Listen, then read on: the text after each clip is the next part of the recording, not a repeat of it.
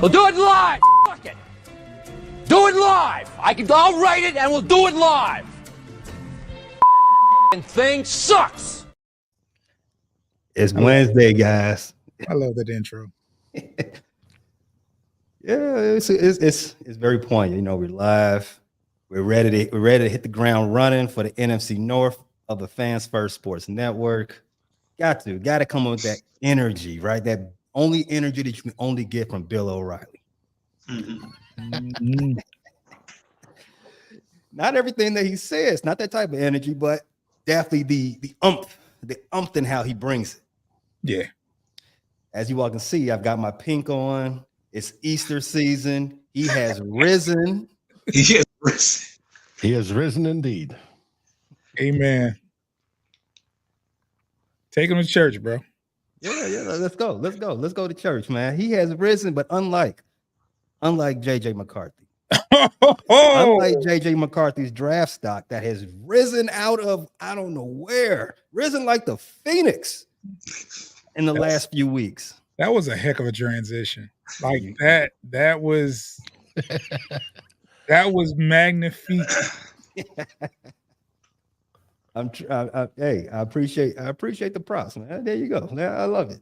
I thank you for that. But like I said, JJ McCarthy's pro day is just the icing on the cake, the cherry on top of how his stock has come a long way from the national championship game. I would have told you that is a game manager right there. He is a game manager through and through. Now, listen, he might be the second best quarterback in this draft. Am I going too far? He's in the top 4. I'll grant you that. But second best, if John Harbaugh had his way, he'd be second best. He'd be first. Pat, you talking to a diehard Michigan fan. I strongly disagree. Well, let's go with it. Let's go right there. I'm gonna lead you right into that discussion. Okay. So we're talking about pro days. USC had theirs last week. LSU had theirs today. As a matter of fact, Michigan had theirs not too long ago, a couple of days ago too, right? So representing our Detroit Lions up in Detroit, big time Michigan fan, like you said. And Foster, you're not a Michigan fan. You're a Spartan. You're a Spartan guy, but you repping the colors, the Honolulu blue. What's the word out of Ann Arbor? How was this pro day for Michigan? It was a lot of pros there, man. A lot of eyes, a lot of scouts. What's the word? Go ahead, Joe. I don't know why you're asking, Foster. He will not pay attention to anything like that. Until he gets to the league, he is not going to pay attention to anything a Wolverine does. Okay, let me break it down for you. He had a great day throwing. I think he had, out of all of his throws, maybe 2 incompletions. He showed his arm strength. He showed his accuracy. What the season didn't show, because of the defense and because of the great running game, was how good he can be. Now, the knock that I've always had on him is the decision-making, the processing. He's a gambler, and he every now and then he'll do a head-scratching play, but we knew the arm talent there. What he didn't display the whole offseason was his 40 time, and he runs about a 4.5 40 at worst. So the buzz is high. He had a phenomenal pro day. People are talking. I wouldn't say he's top 4, but it improved his stock from where he once was before he threw on pro day up here. I don't think it's so much the demonstration of how he threw, and he did throw great, and he did show signs of working on the flaw of the footwork, especially throwing left. That's been improved, but there was an article from Nick Baumgardner on The Athletic that looked into more of the advanced stats. And when you're looking at McCarthy ranked number 1 in EPA per drop back.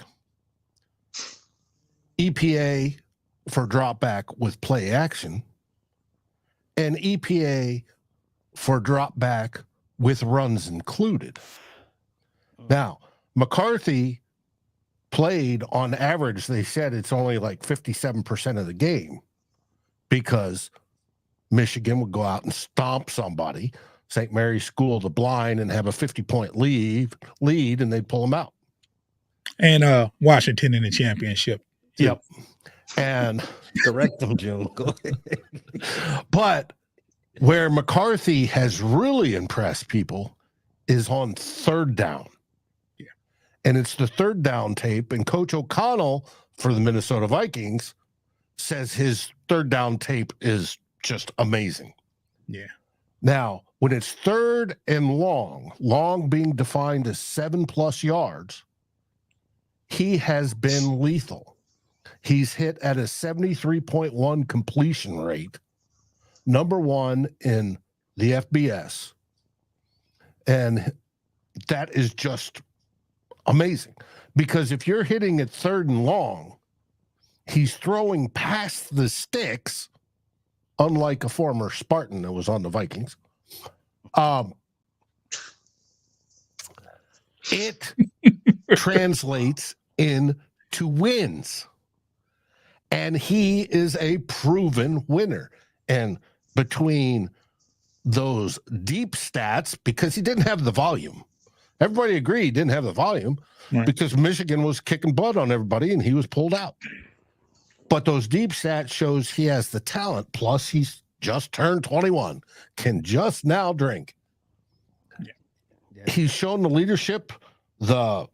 His interviews at the combine were revealing. And it's going to be interesting to see. The Minnesota Vikings are spending the next 3 days with the young man to get to know him better. He is definitely one of those dream scenarios for the Vikings, and I'm sure we're going to talk about that later.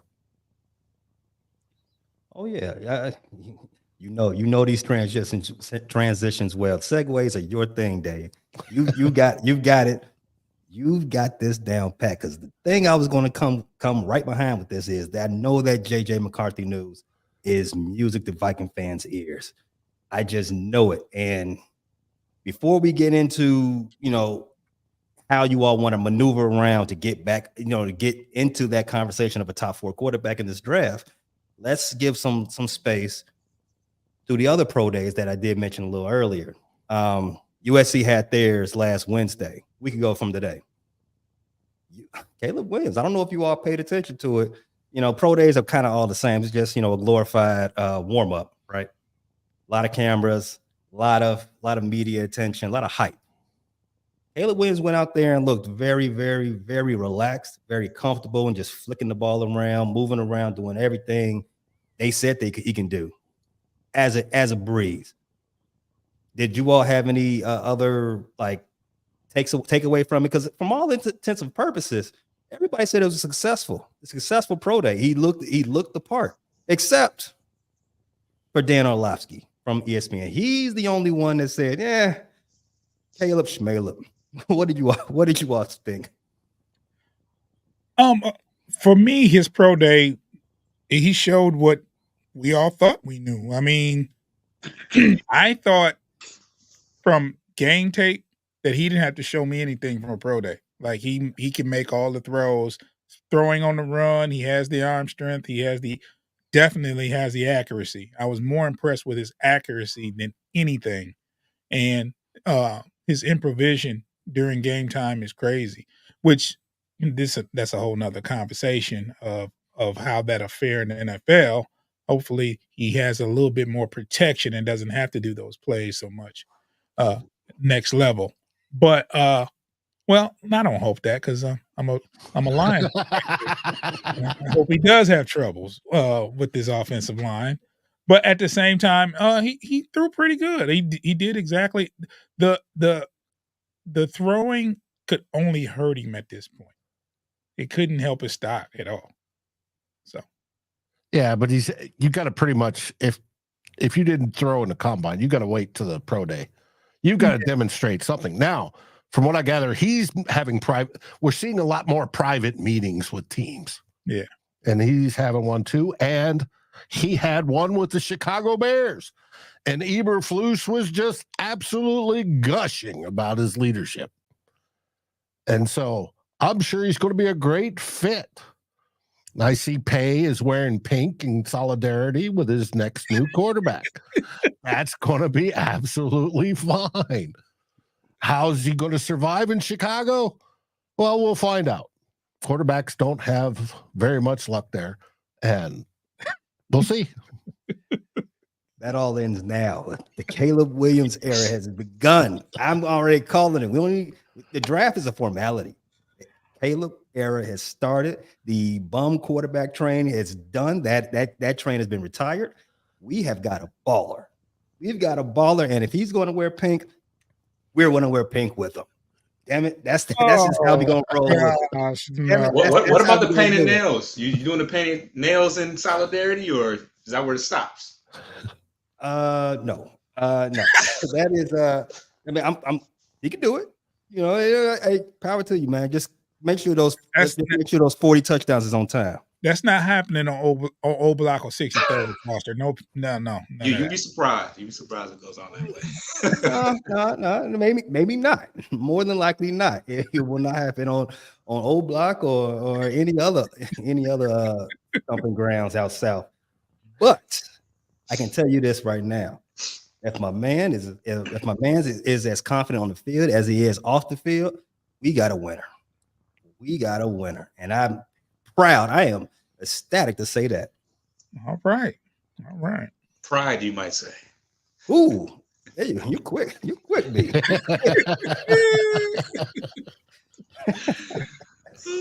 All right. So, other things that's happened. Well, the news hasn't come out for the LSU Pro Day yet, but everything I've heard so far has been like as I said earlier, pro days, right? You're not going to see much of anything that you can write home about. But Jaden Daniels looks every much the part. And yeah, he looks super athletic, super strong arm. Mm-hmm. He can make throws rolling out to either side of the pocket, as he's shown during this Heisman season, and he showed today at the Pro Day. It's going to be a lot of tough decisions in that top 4 of the draft. I can tell you that right now. Mm-hmm. That's who I have ranked number 1, Jaden Daniels. Ooh, that's who you think the Bears go ahead and draft him? I hope they don't draft him. I hear a little reverse psychology from you. I don't know where you want the Bears. You think Jaden Daniels is the best quarterback on the board. Don't want the Bears to draft him. Correct. That's not reverse. We have to see that 2 times a year. I want the lesser of the best. You want the lesser of the best. Yeah, for the Bears. So you want the Bears to go get Caleb Williams. I got you. I mean, I have Jaden number 1, and I wouldn't be mad if you guys passed him up for Caleb. That's all I'm saying. Passed him up. Mm-hmm. Okay. I mean, if I'm thinking he's number 1, yeah, passed him up. Yes. I'm not choking on my words. That's what it is. Quentin in the remarks says, wait till the entire NFC North has to discuss getting beat by a zesty guy with painted fingernails.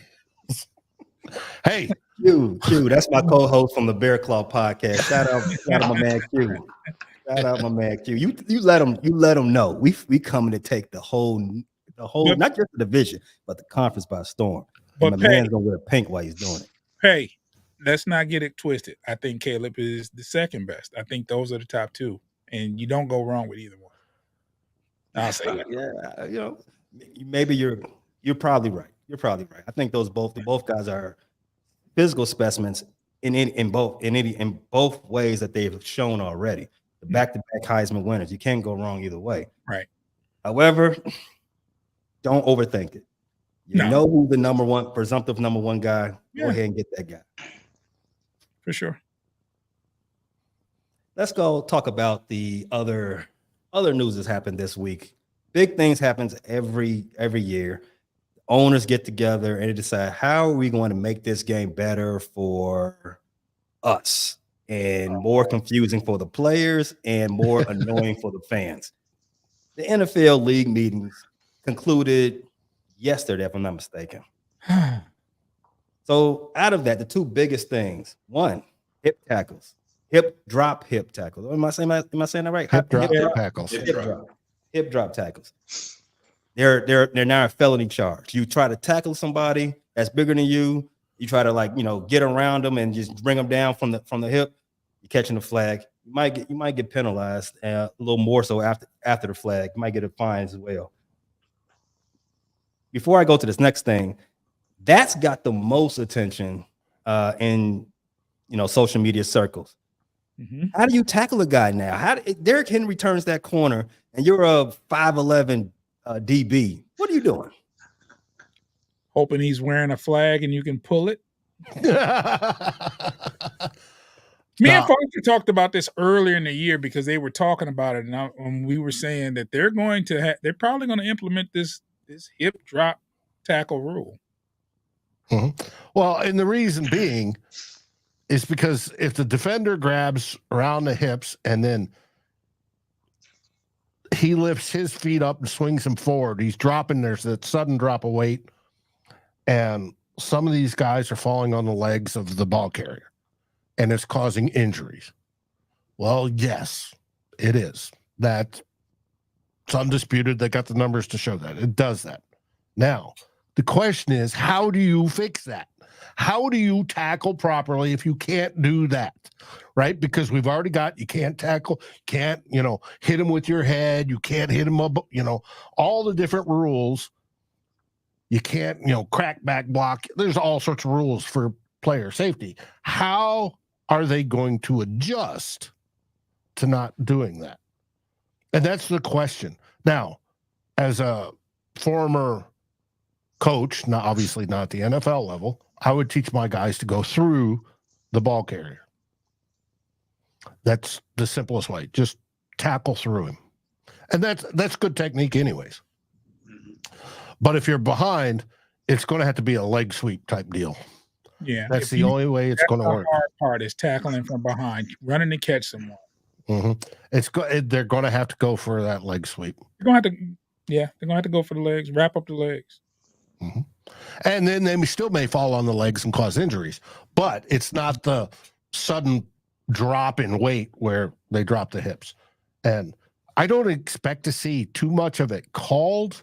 I expect to see more of it in fines when the NFL tries to figure out what is what. And it's going to take a season for them to do that. And at the beginning of the season, they're going to call it like crazy until they chill out. They're going to call it on the Lions for sure. There's nothing wrong with calling it on the Lions. Fourth quarter with the game on the line. Yeah. Hey, when you got Man Campbell as your coach, you're going to be aggressive, right? You're going to go for kneecaps. Mm-hmm. You're going to go for ankles. You're going to end up with a little bit more flags than most, right? There's not a penalty for biting kneecaps there, sir. Correct. Hey, ask TJ Hawkinson. Listen, man, all this is antithetical to how you learn how to tackle from Pop Warner all the way up to the pros. Mm-hmm. None of these, humongous athletic guys, none of them want to hit anybody from behind. No diddy.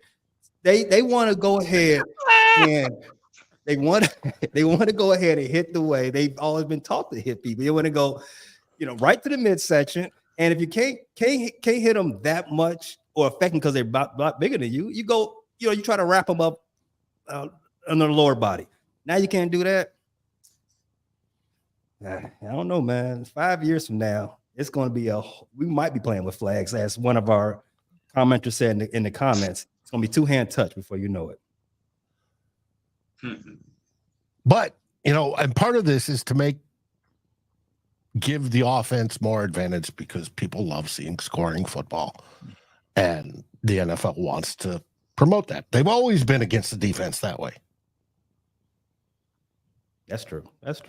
You definitely don't get a lot of rules that help the defense.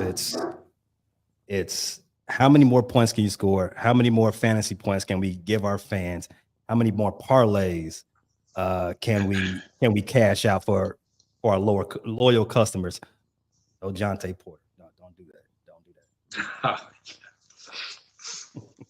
All right, man. So let's take a quick break right here before you get into the more team specific content of the shows. If you're listening on audio, you know what to do. We're gonna have our advertisers gonna talk to you for a second. Show them some love because they show us love.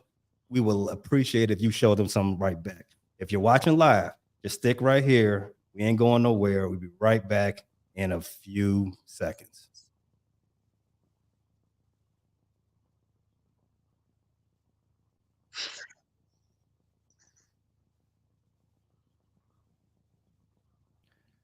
Welcome back. So, after we've discussed the league rule changes, the hip drop tackle, that's now gone. The more fun thing that they've changed, kickoff rules.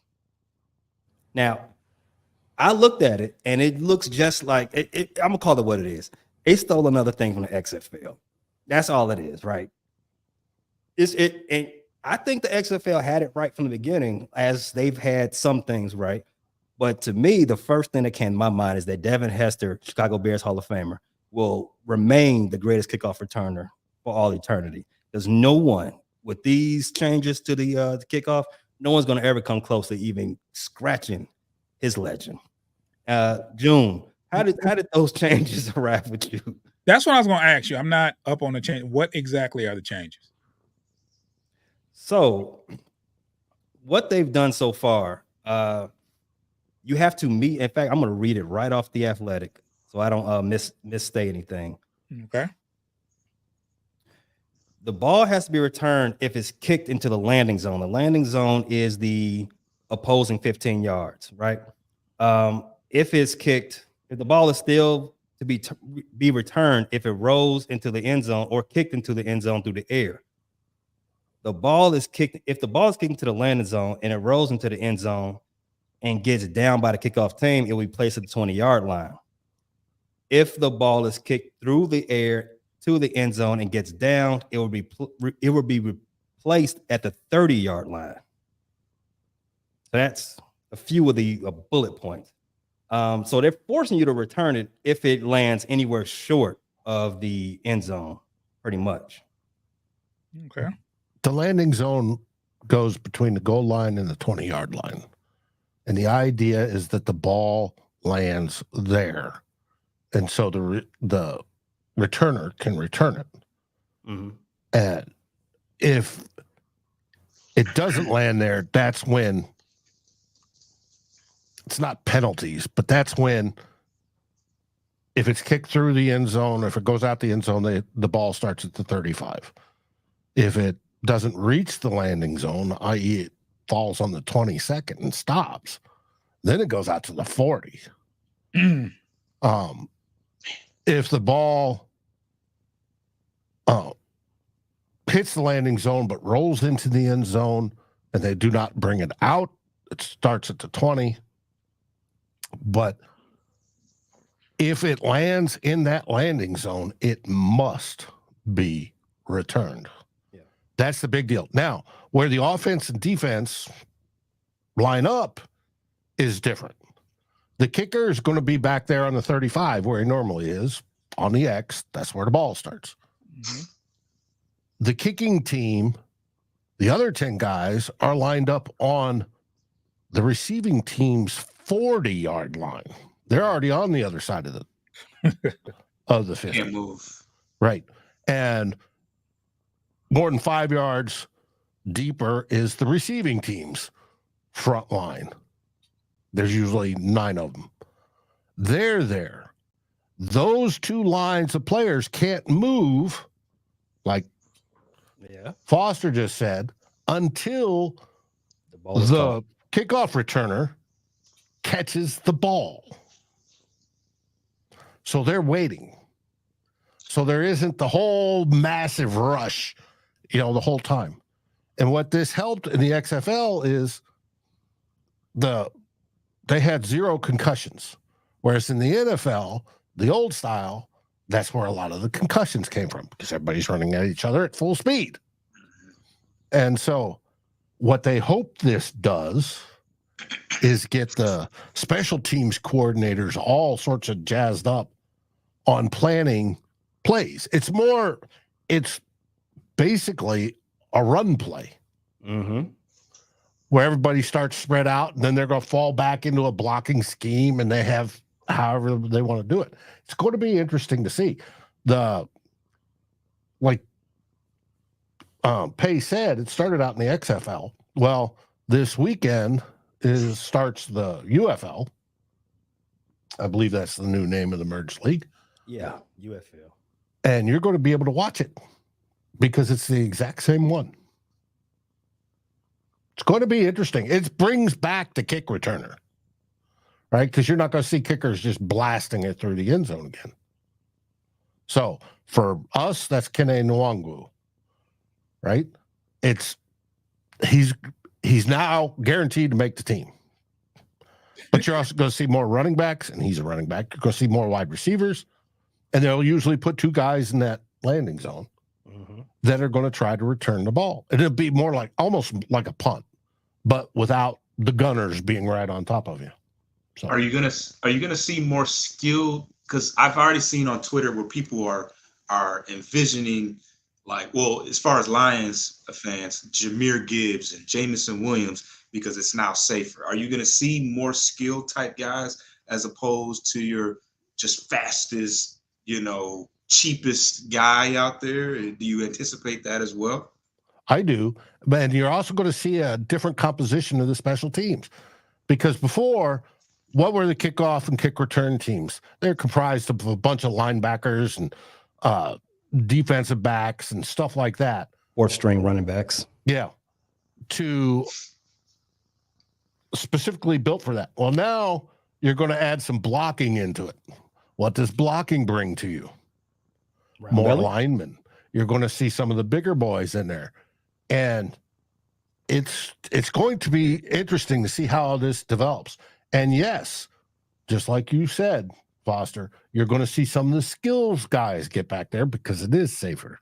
Hey, I love when JJ, as in Justin Jefferson, takes an end around, right, on a normal play.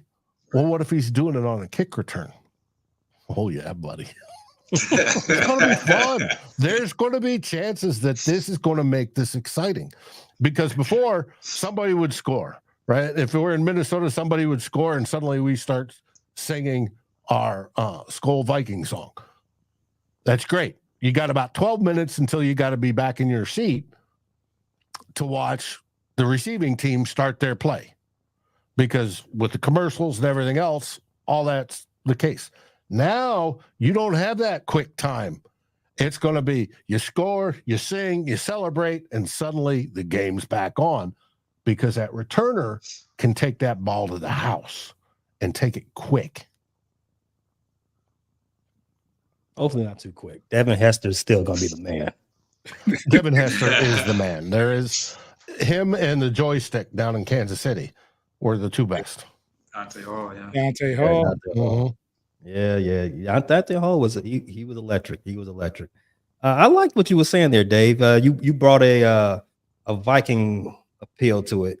Speaking of the Vikings, a lot of the talk in the league meetings were about what the Vikings are going to do now that they got two first round draft picks. Big talks to the league meeting, because everyone assumes that they're gonna trade up, right? That's the assumption widely held by not just fans but league officials and the talking heads on TV. The coaches of the DC Commanders and the New England Patriots shared at the league meetings that they will be listening to offers for the number 2 and 3rd pick, respectively. So Dave, what's the appetite from Viking Nation to move up into the top 3 to draft? I guess a potentially franchise quarterback.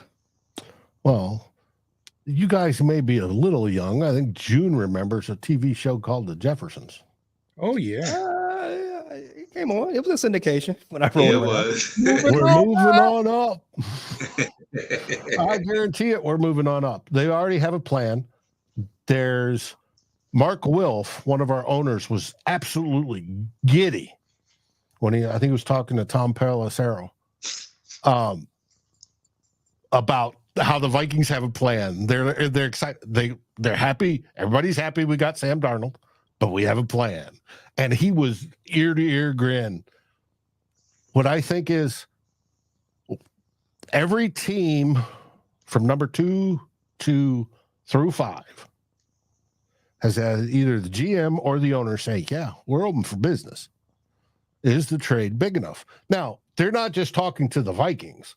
They're talking to Denver. They're talking to Las Vegas. They're talking, of course, to New York and the Giants as well. All QB needy teams that would love to go up there and take one of the remaining 3 of the big 4, since Chicago will have already drafted Caleb Williams by then. There is Caleb era. Yes. The question is, what is it going to take to get into one of those positions? I think I'm trying to remember which one it was. It may have been New England's GM or owner talked about there's an established precedent for moving up. That's the 3 first rounders that San Francisco gave a few years ago For Trey Lance. So the cost seems to be 3 first rounders, depending on how far and whether you have to kick in more or kick in less is going to be interesting. Now, what the Vikings have the advantage of is they have 2 first rounders this year. That's in the bank, right? That is tangible for whatever team they're trading with, that they can, hey, I can trade down, whether I'll get 11 in number 23, so I got 2 first rounders plus whatever, a 2025 first rounder or whatever it is on top of that. Versus if they're going with like the Giants, yeah, you're not dropping as far, you're only going to 6, but you're only getting 1 first rounder, and then you're getting 2 future first rounders, which are valued less than a first rounder this year. It's going to be interesting. Now, where it can come into play, we heard Sean Payton say, hey, don't count us out. They may want to trade up as well. Well, they only have the 1 first rounder, but they may be able to put in a player to add to that sweetener along with future first rounders. So how this is going to work out is going to be interesting. There's all sorts of reports, including from Paul Allen, who is the voice of the Minnesota Vikings. He's our broadcast announcer. And he has a show on KFan, who is the Minnesota Vikings official radio station. He sort of let it out of the bag a couple of days ago that the Vikings look to already have some handshake agreements in place, whether it be with Arizona, whether it be New England, or whomever it is out of that 2 to 5 spot. One of them is supposedly San Diego. That would be at 5. So if Arizona took the hot shot wide receiver from Ohio State, he would, and Jaden Daniels or JJ McCarthy in particular is still there. Vikings are going to go suck it up. Boom. In a heartbeat. So you know that Drake May is going to New England no matter what. I found that to be pretty everybody's pretty assuming that, yes. That's funny. But Kevin O'Connell, Drake May is probably his biggest dream. Probably, they mirror each other. That's Drake May is who Kevin O'Connell wanted to be when he came out and was drafted by New England back in the day. He's that type of 6'4", he's got an arm, can throw, could occasionally run, and he had a good pro day too. What would be? You said that 3 first-round picks is pretty much the market, right? The going rate for this type of move up in a quarterback heavy draft. From where we're at number 11, yes. Mm-hmm. So, two-part question. One, are Vikings fans okay with moving on from three first-rounders and maybe some more assets, or the majority would they be more accepting of 2 first-rounders and a player, a noteworthy player off the roster? No, they'll probably give up. I'd go with future draft picks. Yeah, they want their guy now. We don't have a noteworthy player that we're going to give up.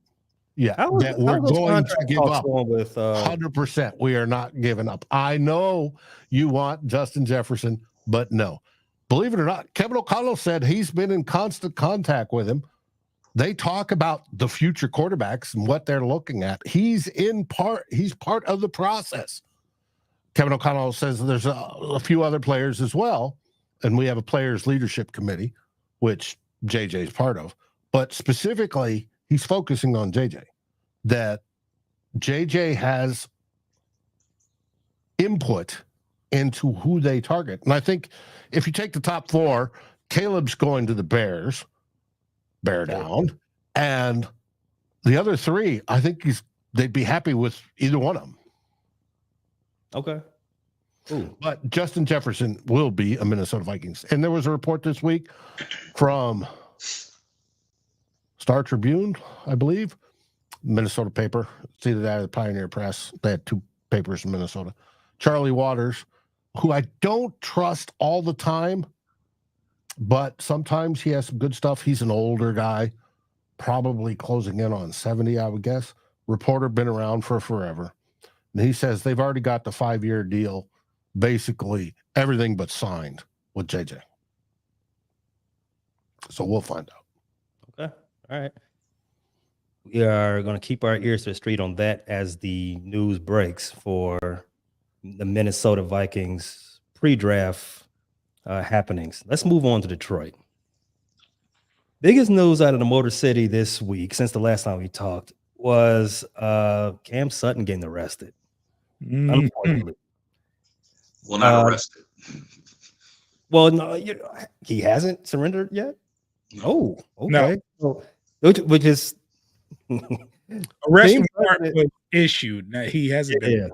Yeah. He's got a warrant. Right? You're right. Okay. What I found interesting about this whole story, the team president, I think his name is Rod Wood. He said Sutton was in the building. He was at the team facility when the warrant actually came out. I think that was, I forget what day that was, but no one expected him there.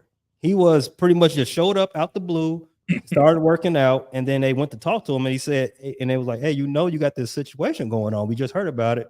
He said, then he just left abruptly, and he hasn't been seen since, as you just say.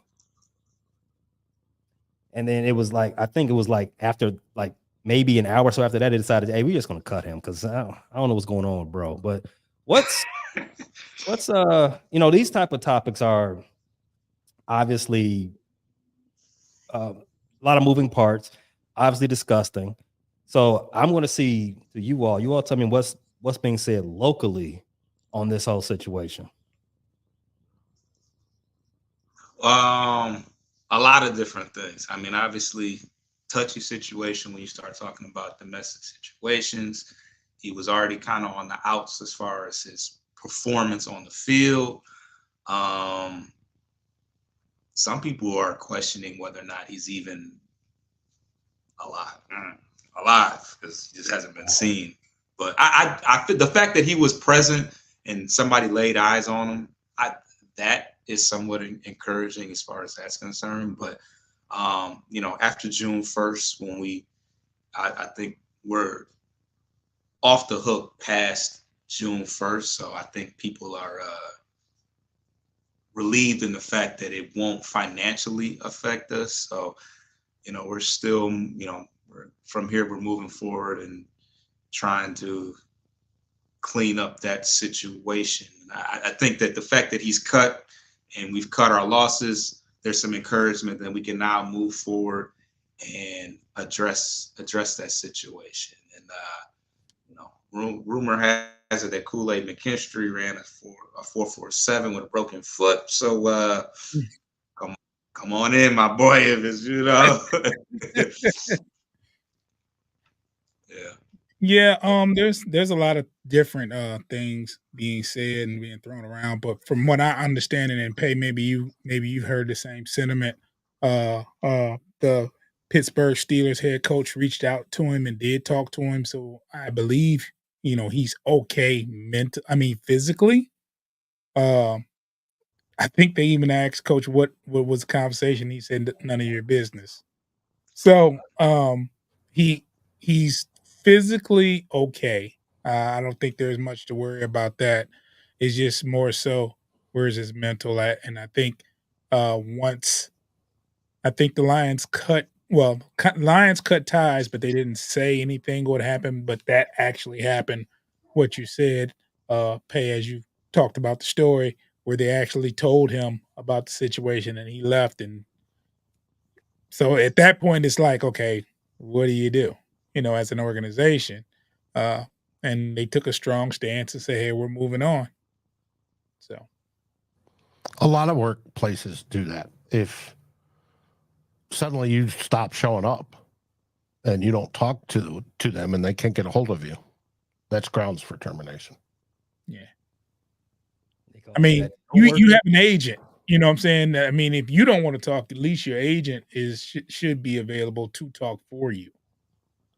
So what he needs to do is lawyer up.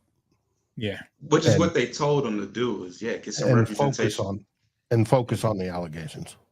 For sure. Yeah, for sure.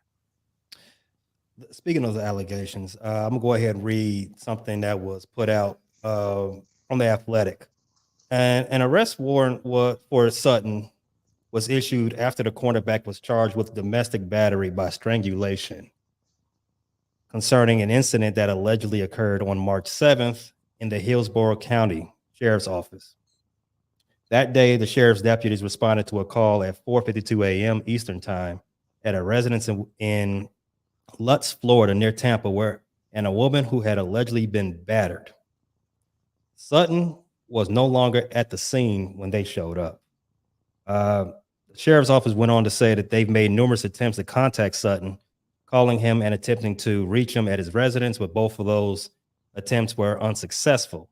Police believe he is no longer in possession of his phone and have tried repeatedly to get in touch with him. Also, it goes to be said that Sutton's been involved in an ongoing paternity case, initially filed August 4th of 2022, when he was still with the Pittsburgh Steelers, and that's according to the Hillsborough, Florida court records. So a lot to play out still on this case. I hope that he is, still with us, and he at some point, turns himself in, and they can start getting to the bottom of what happened, who's at fault, and we get to a resolution, and we try to find some peace in all of this. Hopefully. That was a downer. Now, let's bring it back up a little bit. So the draft's about a month away, man. How are you guys planning to attack this? How are you planning to, broadcast this to your individual programs and channels on YouTube and elsewhere? Guys in Detroit, I know, what do you all have planned up for that? As far as the coverage, or just? Yeah, of course.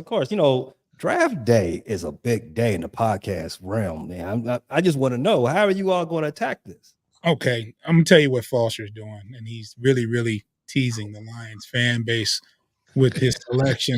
So what he does is Foster has been doing player profiles on the 2024 NFL draft prospects. A lot of those people he's doing profiles on will not be there at 29. So he's giving all this wonderful information, about the players and their abilities that we're not going to be able to see in a Lions uniform. He's not realistic at all. At But 29, at 29, but we don't know where we'll be. well, I mean, but that's what we're doing, and also we plan on doing a simulated draft, where we're going to actually simulate the 7-round draft, where me and Foster are actually picking the players as we go. For 7 rounds? Yeah, it won't take long because you can put it on fast, and it won't take long at all. I can send you a link how to do it. You can do it within minutes yourself. You know what I'm saying? We've done something like that on the Steel Curtain Network before, and I was exhausted. Like, oh wow, I couldn't imagine doing this on a smaller scale with my bear guys. But more power to you. This is going to come out the week of the draft or the before that. It'll be closer to the draft right now because, like I said, there's still moves being made. Like, for instance, this whole Cam Sutton thing, right? It could actually change, your project, how you're going to draft. Because prior to this, let's say the Lions still had Cam Sutton and none of this ever happened, right? Mm-hmm. Do you even think about drafting a corner you in the first round? You probably don't. Not if Cam's your guy. You probably don't. You probably say, okay, we're either going to go rush in, defensive end, or give Golf a toy to play with. You can get a wide receiver at that and then go rush in. But now you might have to address that cornerback position because of what happened. And there's a lot of time between now and the draft. Who knows, man? It's 4 weeks from tomorrow. Yeah. I mean, we got a couple weeks before we even do a simulated draft because we're going to wait to closer to the time. All right. Dave, how about you? What's going on at Vikings First and Skull as you all prepare for the draft? Well, tonight, Tyler Fornes on the Real Forno Show, we're doing a mock draft where for just the first round, where he picks every single team, and we're going to go through to look at where quarterbacks fall, where trades need to be made. We're going through scenarios where the first defender gets selected because everybody's thinking quarterback, wide receiver, quarterback, that sort of deal. Where's the first defender? Where do they start to fit in? Who goes in that first round? Who gets bumped? We're going to be talking about that. And we're going to be doing things like that all the way up into the draft, along with player profiles. And there's nothing wrong with player profiles. We've done a bunch that people go, why'd you do that, Dave? The Vikings don't want that guy, right? Or don't want that position. As well, we're trying to get it. Yeah, our biggest ones have been quarterbacks or defenders, interior defensive linemen or edges. But you never know because the Vikings, the Lions, and the Bears, they're going to have picks on days 2. Well, Vikings won't have day 2, but day 3, and they're going to be filling out the rosters. You're wondering, well, who could go there? Now, do we get that deep in the player profiles? Not as deep as we are with the first rounders, but, we touch on them. So that's what we're doing to gear up for the draft. And then when it comes to the draft, the networks I've been associated with all the way up until last year with Fans First, we've gone 3 days nonstop, wall-to-wall coverage. Well, that's not going to happen this year, unfortunately, because Tyler Fornes is going to be at Score North's draft party in downtown Minneapolis at big theater. They're doing that up. He's there. I'm hopping around between, I'm sure, in Chicago and Detroit, you've got your group of podcasters and YouTube shows that fans hop back and forth to. I'm going to be hopping on the Vikings versions of those back and forth and giving my commentary, since I'm sort of considered the godfather of Vikings video over in my world. We're going to be commenting on that. And then day 2 and day 3, we're going wall to wall. Now, Vikings don't have a pick on day 2. Well, they could either move up or not. That's when we start bringing in all the beat writers. because we're friends with all of them, and we start talking and doing interviews as the draft rolls down, and we comment on, hey, Chicago just picked a punter in the 3rd round. Why did they do that? Please, and stuff answer like that. And so that's what's on plan for Vikings First and Skull. It's going to be, you're going to tackle this thing from all angles. I love to hear that, Dave. Godfather of Viking video. Didn't know from this point it was Barzini all along. You know, I love it. I love to hear it. On the Bear Claw, we are going to do a mock, but it's going to be it's going to be more scaled down than my NFC North brothers are discussing. We only got 4 picks this draft. Only concerning ourselves with 4 picks. We're going to make this. This is going to be a Saturday morning sitcom. That's how long that little mock draft is going to be. We're going to go in. You could always trade out of one. No, get some more. We cannot trade out of that. We can. In any other year, we could always trade out of one. 2023, for example. Unfortunately, no one trades out of one 2 years in a row, and the Bears does not need to be in the Guinness Book of World Records for doing that. Not happening. So we will do a mock draft, but it will be a lot more scaled down, a lot more fast-paced. Who are the Bears going here at 1, at 9? If you listen to our last episode that broadcast today, during the I think it hit 7 a.m. New York time this morning, we talked about what the Bears should do at 9, given different variables. If the Vikings trade up into the top 5 or the top 4, and they give up and they trade with the Arizona Cardinals, for example, what do the Cardinals get back? Do the Cardinals trade back into the top 10 and get that wide receiver that they missed after trading out of the top 5? What do? If this player, if Verse, Bowers, Adunzi, both tackles, maybe even Neighbors, if those players are available, who do you take? And another big question that's been talked about in Bear Nation, do you even want to trade back from 9 to get more assets? Because as I said, we only got 4 picks. So good stuff coming up all the way. In fact, we're going to have a live show the day of the draft, first day 1 of the draft. And we'll give you our rapid reactions. It's me, Q, and Tiff, rapid reactions of the first 10 picks, what the Bears did. If they trade back and maybe gave me an aneurysm, you'll see it all live at the Bear Claw on YouTube, Facebook, TikTok, everywhere. Gentlemen, I know you all talked about your draft day plans. I'm assuming you all are available on YouTube and elsewhere. If not, let everybody know where else they can find you. Minnesota can be found at Vikings First and Skull across all platforms, YouTube, your podcast aggregators, and Fans First Sports Network. And now, to the king of the North, where can they be found? Not used to that. Not used to that. I was waiting on somebody from Green Bay or somewhere else to say something. You can check us out at Motor City Metrics, Bleachers to Speakers channel as well on YouTube. Subscribe to Bleachers to Speakers on YouTube.